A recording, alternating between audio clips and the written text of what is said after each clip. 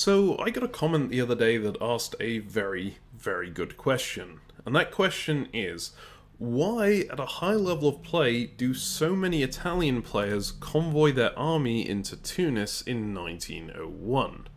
This is something I remember thinking was really weird when I first started playing competitive diplomacy, and so I figured, probably a good subject for a video.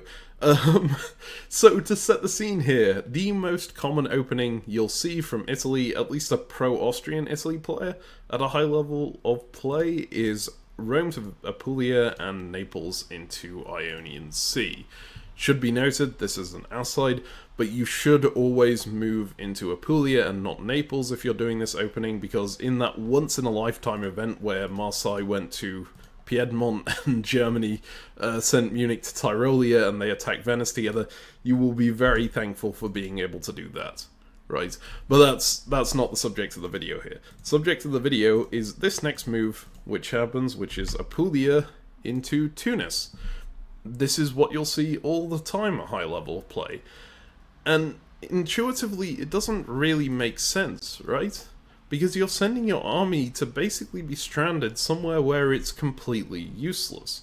We often complain about German armies ending up in Denmark after 1901, which, at least Denmark is adjacent to Sweden and Kiel. Sure, it's not very useful, it can't go to Baltic, Skagerrak, North Sea, or Heligoland if it's an army, but it is still adjacent to supply centres. This army here is adjacent to nothing. It can go to North Africa, but an army in North Africa is even less useful than an army in Tunis, at least unless you're trying to prevent a French invasion here. And if you're having to block that with an army in 1901, you've probably made some mistakes on the negotiation front. So why is this so common? Why is this viewed as good at high level of play when Army Denmark isn't necessarily? Well, the answer doesn't really lie with this army at all. It lies with this fleet in Ionian Sea.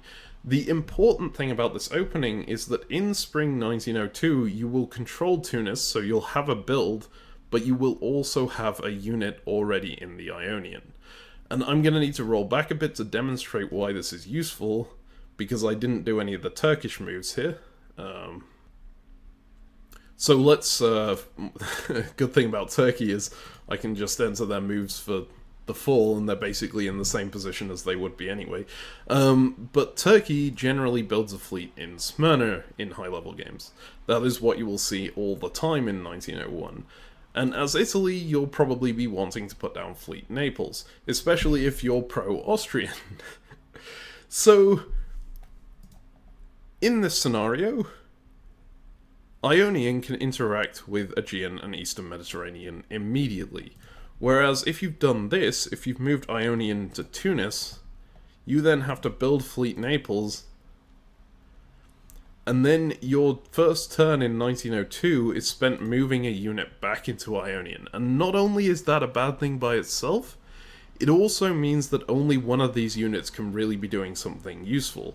Quite often, if you see this opening at high level of play, you will see Naples going to Tyrrhenian, which is a throwaway move. Most of the time, Italy isn't really wanting to go against France. It's just that keeping it in Naples feels like a complete waste. And this is a huge difference, because this Turkish unit, well, that isn't on this board, but you saw it on the other one, will spend this turn moving into Aegean or Eastern Mediterranean, and then will be ready to contest Greece. Whereas in this scenario, the Turkish unit is moving to one of these two, you're either bouncing them, or even better, if you outguess them, you're outflanking them and moving 2 units forward against them on the same turn, which is absolutely huge. This is often called the Lepanto opening, the specific configuration, which is then followed up by Tunis getting convoyed into Syria, which is a hugely effective move against Turkey. You actually don't see this as much at high level of play as you do at like mid-level, because a lot of Turkeys know to counter this and will go to Eastern Mediterranean instead of Aegean specifically to bounce it. But it's only possible because you had that fleet in Ionian Sea at the start of 1902, right? if you'd have sent the fleet into Tunis, you would have lost far too much momentum to ever get this kind of position. And even if you don't want to convoy into Syria, this is a really nice position to be in, because you can just knock the units out of Aegean Sea, and then have a pretty decent attack on Greece. An important thing to note here, though, is that army in Tunis is doing basically nothing. In the Lepanto opening, sure, it gets into Syria in the end of 1902, but that means there's a whole year where it's stuck and not doing anything at all. So is that attack really worth that loss of army movement, of doing anything at all with your army? The answer is yes. Yes, it absolutely is, especially if you're pro-Austrian. So the reason for that is that Italy is one of the most defensible powers in the game. It's certainly the most defensible by land, right? Maybe second to Turkey, but close to the most defensible. Piedmont and Venice, quite often as a newer player, you will think you will need to do something like this, right? Move into Piedmont and Venice just to plug that gap, make sure nothing can get in there. In reality, you only really need one army to defend this entire front, because oftentimes France won't come in here. If France ever does come in here, it will take them 2 moves to get somewhere useful where they can attack 2 provinces. Otherwise, they can only really attack Venice, and you can hold it just by holding the army here. That's such a telegraphed attack that you can very easily fall back, convoy Tunis back, for example, and then you've got a really solid position against them.